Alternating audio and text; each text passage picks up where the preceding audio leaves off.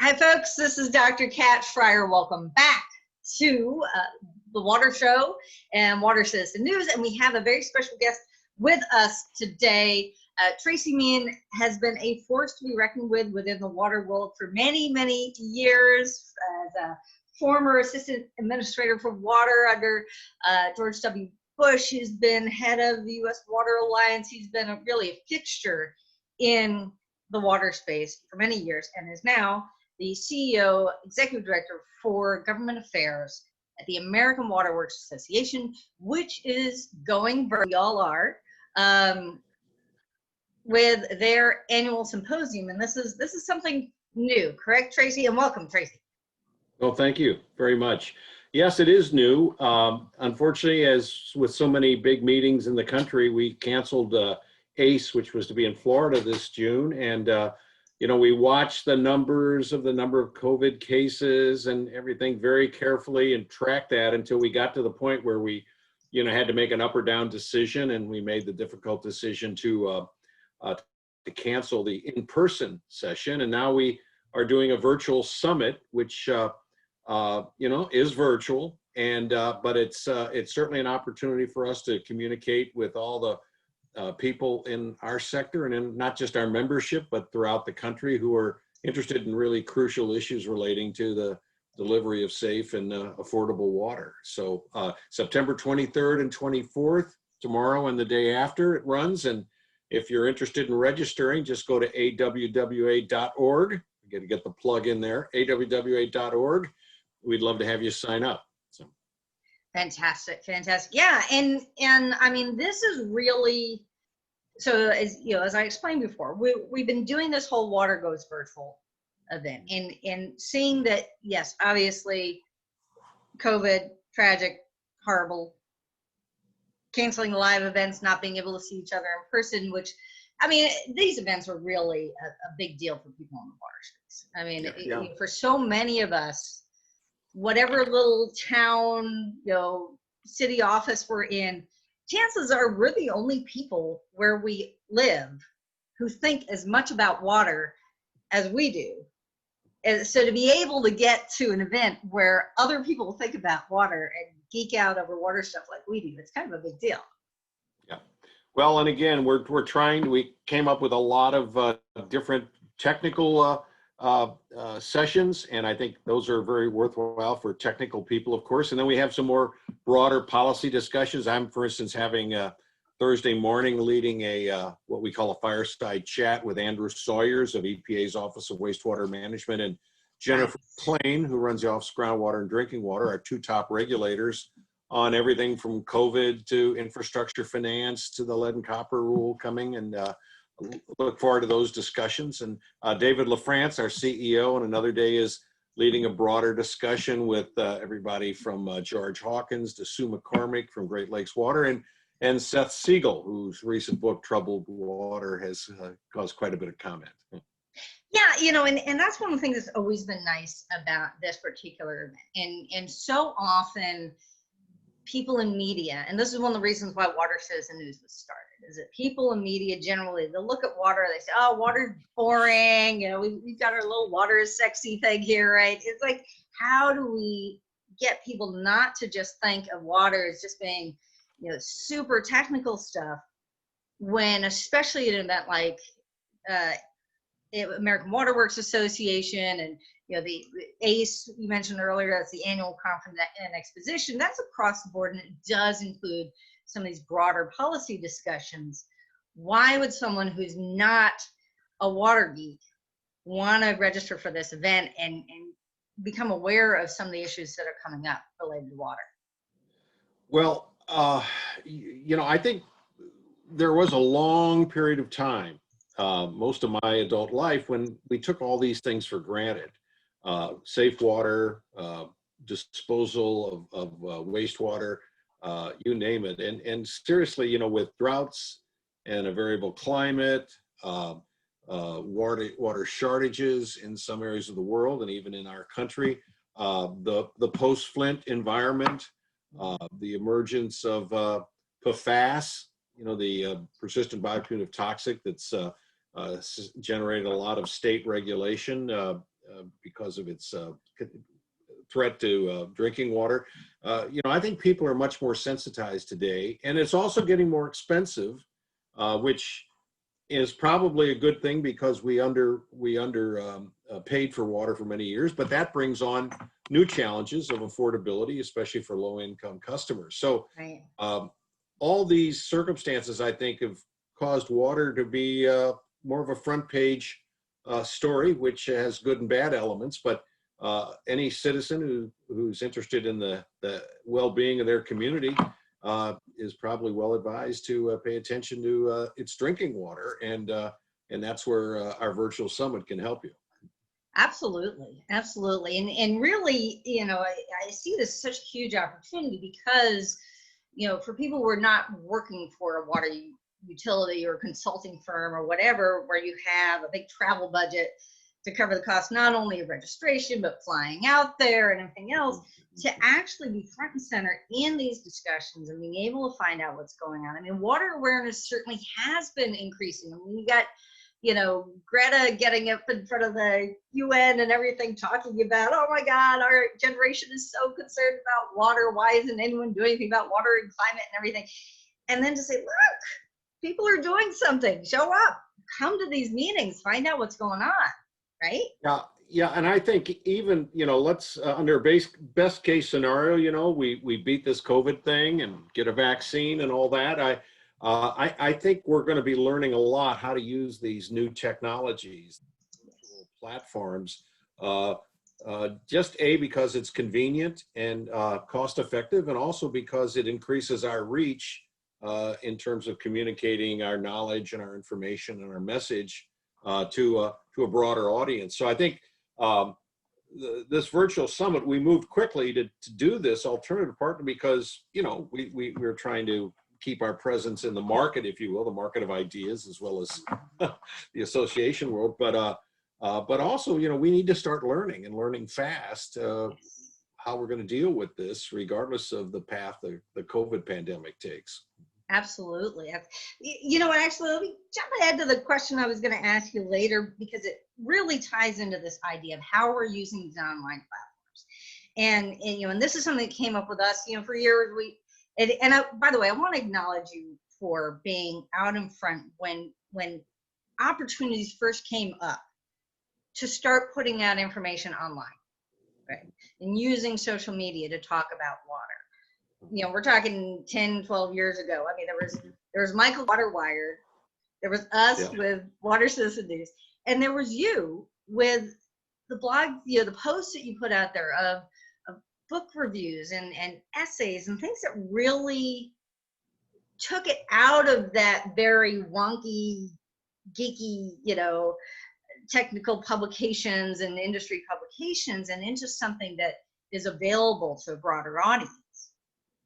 Well, that probably has something to do with part of my personal biography. I was a lawyer practiced law for 15 years in St. Louis, and was a litigator. And so, the idea of being able to have a sharp and crisp message, or at least an understandable and accessible message as an advocate, whether you're talking to a judge or a jury, or when I got into government, talking to the chairman of a committee who may not know anything about the technical matter, but controls your budget. Yes. So, I do think, making your message accessible and understandable to a broader audience is essential, at least in my line of work, which is government affairs now and advocacy for the water sector. Yeah. Now let's get to that. And I have my little guide here to all the members of Congress that's been so water damaged. But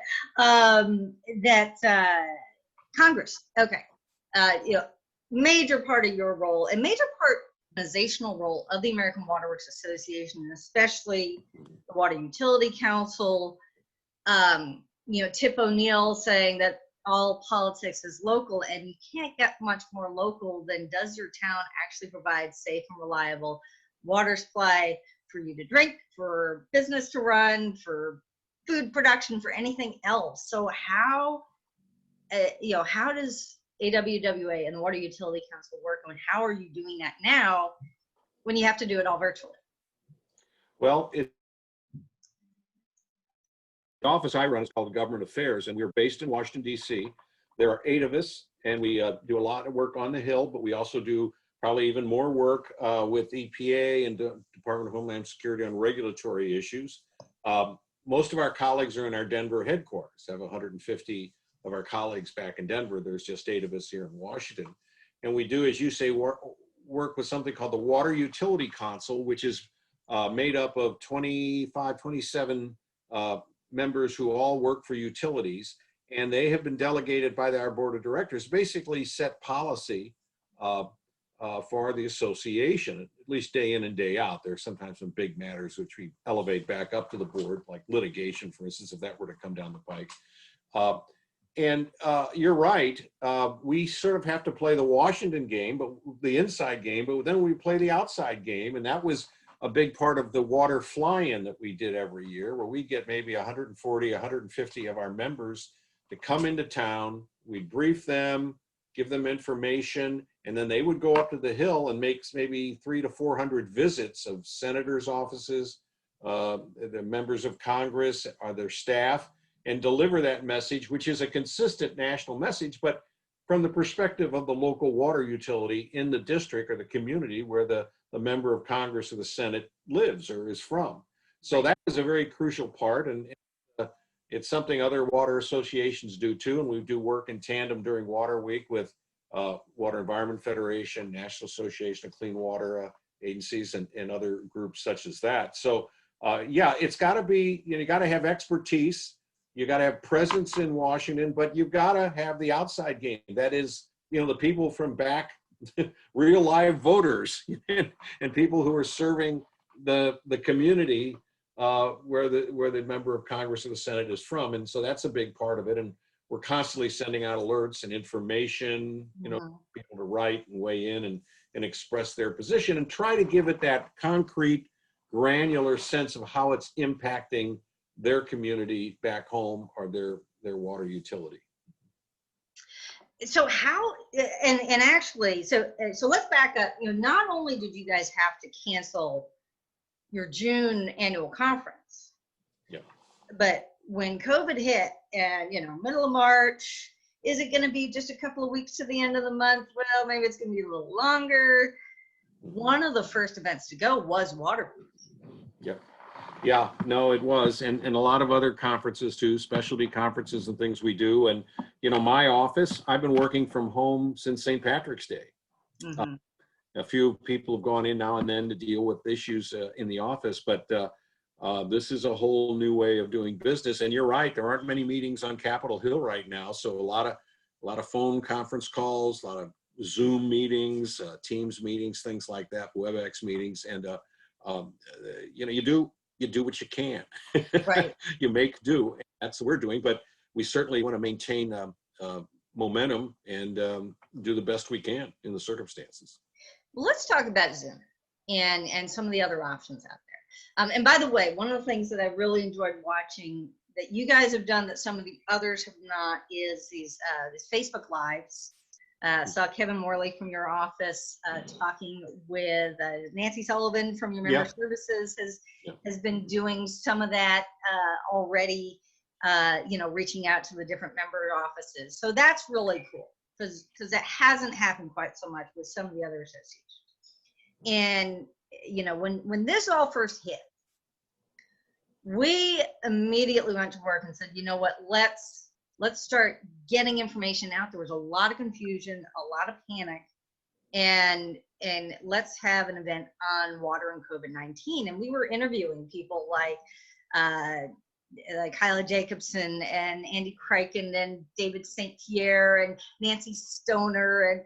And for any of you who don't know, I'll put it in the comments below, but these are some pretty big names in the industry right now. What did people need to understand about a pandemic and water? And we talked to a head of a small association who was a history buff like you are, like I am, like you kind of have to be in water, right? And we put together this beautiful presentation on the whole history of plagues and how that ties in with water and how that ties in with public information. And all of a sudden, boom, get this message that the board of that organization had met and decided We can't do anything with Zoom. There's cybersecurity risks. We're going to take down all the Zoom calls. Anything you've already recorded, delete it, yada, yada, yada. So now that we're doing this as a regular thing, right? And for years, some of the messaging about getting online or being on Facebook or whatever, there's all this cybersecurity concerns. How do organizations in the water space, especially with some of the smaller ones that can't do the fancy platforms that look like video games and virtual reality and stuff, how do they balance cybersecurity? And yes, you're not going to get on Zoom and say, here's where we keep the cyanide or whatever. How do we balance cybersecurity and stay engaged and stay involved as water leaders? Well, I can only tell you my experience here at AWWA under the leadership of our IT director, Mike Hiskey. We've had great success with Teams, Microsoft Teams as our platform for day-to-day stuff. And we have a new platform for the virtual summit. What's it called? Online 24, I think, and or on 24, and whatever. It's and he and Kevin Morley is no slouch, as you know, at cybersecurity issues. So we pay great attention to that, and so far so good. Evil people are endlessly creative, so you always have to be on your guard and anticipate what the next assault might be. But knock on wood, so far we've been very fortunate and hopefully prudent in the process. What are some of the biggest challenges as people who are accustomed to more of the face-to-face interactions, and how are people adapting to and again, a lot of the stuff that we used to hear about, well, we can't go online because everybody's too old or too whatever. We've had to learn very quickly, regardless of what generation people are in. Yeah. Well, I'm probably one of the least technically trained people working at AWWA, given my degrees are in history, law, and philosophy. But, we had a lot of engineers, a lot of scientists, a lot of great people who adapt to the technology extremely well. And we have very good technical support coming out of headquarters. I would say the technology has not been a problem for our people. Everyone seems to adapt. I think over the long run, there is this sort of more the social side of socialization into the values of the organization and developing the relationships within the organization. That's the challenge. We hired 2 interns this summer, and they've been on constantly with our various meetings and conference calls, but I've not met them, either one in person. And I've given them both a rain check that I'll take them to lunch or dinner the first time we can get together in person. But think of a new employee coming on board in the midst of a virtual world like we're in right now. Yes. So, this is not ideal. We're doing a good job of adapting, but at the end of the day, I think we may see a better mix, a better balance between at home work and in office work. That would be something I'd vote for. But I still think having everybody in the office for at least a few days a week to build those relationships, do that team building, kind of see the body language, how are people handling things, and they need help, they got question marks on their faces, especially younger, newer employees. So we cannot, I personally don't think an entirely virtual world would be ideal, but some mix of virtual and analog, I guess, if you will, living would be a healthy mix. Absolutely. I mean, that's one of the things that I miss the most as an online entrepreneur, and that's one of the reasons I always go to as many of the conferences I can, because it can be very isolating when you're online all the time. And so what I'm hearing from people is like, yeah, that's kind of been the story of my life since we started WaterCitizen. But I do wonder about the opportunity to increase access and with more flexibility for women, for people from lower income backgrounds, and greater diversity for people with kids. I mean, I think that's probably been the biggest thing I've heard. I mean, the diversity issues are black and brown faces, that's important too. But I think one of the biggest issues that we've heard is those people with kids and those people without kids. They're trying to set up a home office when you got kids in the background, right? Yeah. Well, I've got 25 grandchildren, so I can tell you I'm very familiar with those challenges that my kids and their spouses are dealing with. And, some kids handle it better than others. That's the truth. And again, maybe there are ways we could factor more distance learning, more virtual learning, drawing on resources that may not be available other than virtually. But at the end of the day, people do need people. Right. There's a song Barbara Streisand sang or something. But and I think we've just got to get through this and get to the point where we can establish as I say, a healthy modes of interaction. Fantastic. So, because we've done a lot with women in water, as you know, and that can be an issue of being able to get to the conferences, or as well as solopreneurs or people who retired or decided they wanted to work, couldn't do the 80-hour a week that's demanded in some of the larger organizations. Certainly. But then nobody pays for you to go to the conferences, right? Yeah. No, that's right. I mean, the world's changing, and I would be a fool to try and predict where it's going. But we may need to be hiring different kinds of skills to deal with both the challenges and the opportunities that the technology presents. Awesome. Well, it is a fantastic opportunity right now for folks to be able to come to the American WaterWorks Association.org. Go to AWWA.org for this virtual symposium.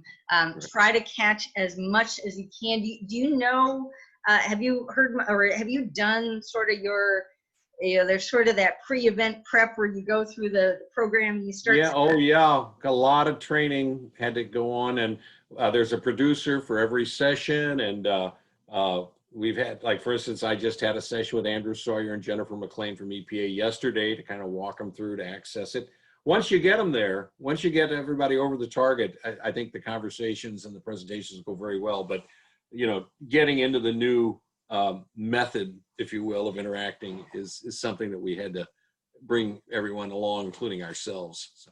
Fantastic. And is there going to be, so there is live interaction. These are not just all pre-recorded sessions. There's some pre-recorded, but then, like, mine's live. Many of them are live. Yeah. Nice. And there'll be Q&As allowed, so we have interaction with the audience. Yeah. Yeah. So the audience will be able to get involved with the Q&A. And the sponsors, real quick, as far as the sponsors, I mean, that's a huge part of American WaterWorks Association. Sponsors, the expo, the opportunity to see new technology, that must have been a part of the planning process as well. Oh, yeah. We couldn't do it without the sponsorships, and we're most grateful for the many, many sponsors, and Neptune's a big sponsor and many others. So thank you. Fantastic. Well, so folks, if you go, make sure to, and that is something I thought I saw on the registration that, obviously if you want to see the full program, you register for the full program. It is also a possibility just to do the expo for like $60 or something like that, and to see all the latest and greatest. A la carte. Yeah. And it'll be available on demand after the program as well. Yeah, I think I think if you register, that's an option. Yeah. So if you register, and you may be able to access it and pay, as you say, a la carte, but I'd have to check that. I'd refer to the website. No problem. Yeah, and just generally, that seems to be one of the things that for those folks, we talked to water reuse, we talked to American state floodplain managers, some of the earlier folks that had their events, that suddenly that oh my God, do I go to this one or that one, this one or that one? Suddenly you can actually go to both. You can be two places or three places at the same time, because you can watch one live and then watch the other breakout sessions. Yeah, right. Just like recording your Netflix film or something. Yeah, you can even stop them and back up and replay. What did they say? Can't do that live. I don't know. I've tried standing there clicking and getting people to back up, and they just don't do it. So. All Well, right. very good. It's been great talking to you. It was wonderful talking with you. Thank you so much for taking the time. I know it's a real busy time, and let's get one shot for the internet real quick. 1, 2, 3. Smile. Okay. All set. All right. All set. Fantastic. Well, folks, Thank you thank you so much for being here and joining us. Please do check out AWWA and all of the Water Goes virtual interviews. And thank you so much, Tracy, Mehan. And we'll see you again soon. Bye-bye. Thank you. Bye-bye.